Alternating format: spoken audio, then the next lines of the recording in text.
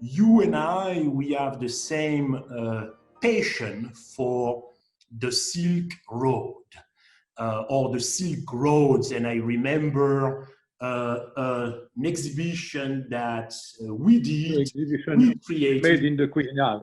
Exactly, yes. In the Italian Presidential Palace. And you are an expert on these Silk Roads. And I wanted to ask you why we could say that the notion of Silk Road symbolizes the idea of exchanges. It is quite clear that we are at the beginning of a fantastic regressing of the global balance, in which Eurasia will play a leading role. China predicts that within 10 years of the creation of this project, commercial ties between the countries positioned along the New Silk Road should more than double in order to reach $2.5 trillion. And let me say, since Africa will also be involved, it is clear that Africa will benefit of these exchanges.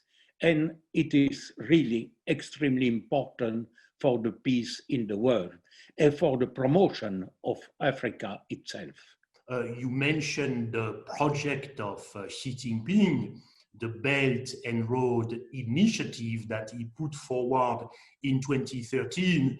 And we can think about this very important strategy as a reinterpretation of the ancient Silk Roads. And of course, as you are saying, this is about Eurasian continuities, the relationship between Europe and China, Europe and Asia, but this is also an Afro-Eurasian axis, and it is very important in the world in which we live not to forget the African continent, and Africa is a part of this vision for new Silk Roads.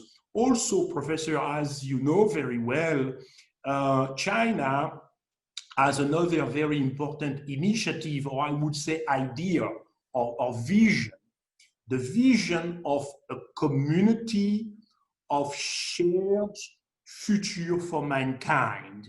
This is also something that I believe we do not discuss enough outside of China, but this is a very important vision. How do you see the Chinese Renaissance contributing to this community of shared future for mankind beyond the fact that China is putting forward the concept, but in a concrete way?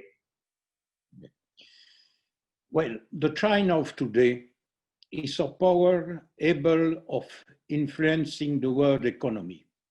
Its history spans thousands of years, and along with its international prestige, its agriculture and its dynamism, China is a country which, out of many in the world, is an example to be imitated in many ways.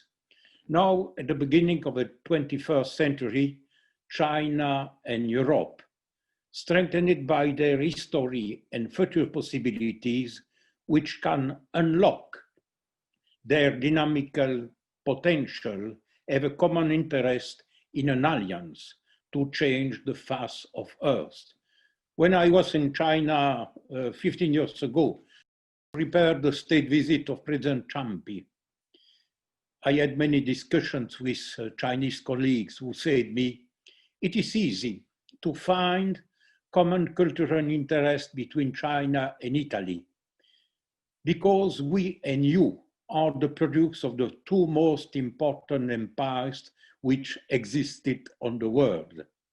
Western countries, Professor Gosset, have a lot to learn from the Chinese culture, and China has a lot to learn from the European culture. Confucius and Socrates are two monuments of the humanity.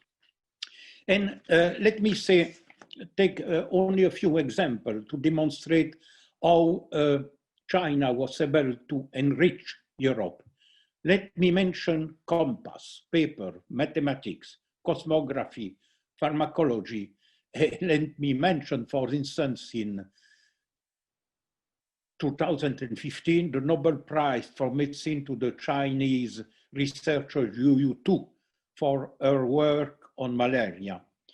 That means that across the extremely permeable boundary south of the Ural Mountains, China,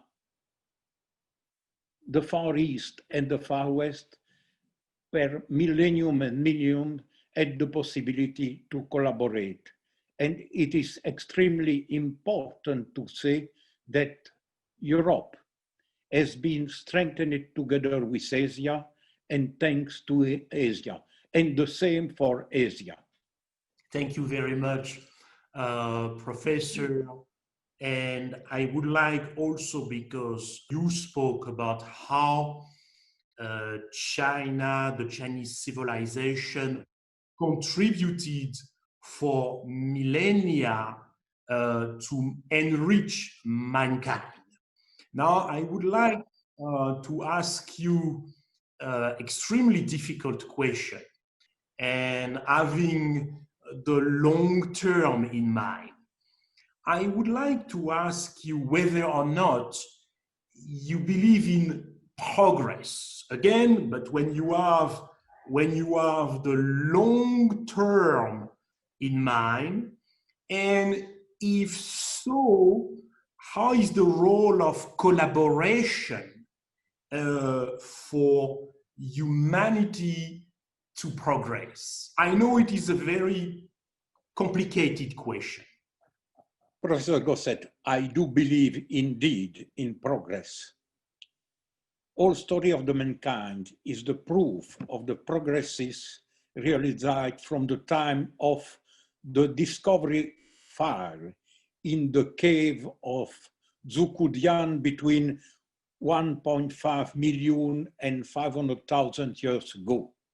But as an historian, I like always to insist on one point. Always and everywhere, progresses were possible thanks to the collaboration between different countries and nations. And this collaboration is only possible between us if between all the women and all the men of the world blows a wind of peace. I think that Europe and China have to collaborate in a spirit of peace to demonstrate to all the other nations that peace is the only instrument to promote progresses. When they are properly understood, cultures do not clash, they cross-fertilize. What does presuppose progress is the idea of collaboration.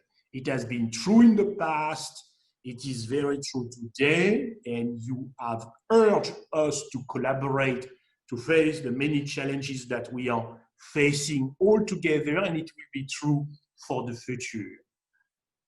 Please. Collaboration in a spirit of peace. Exactly. That's the important.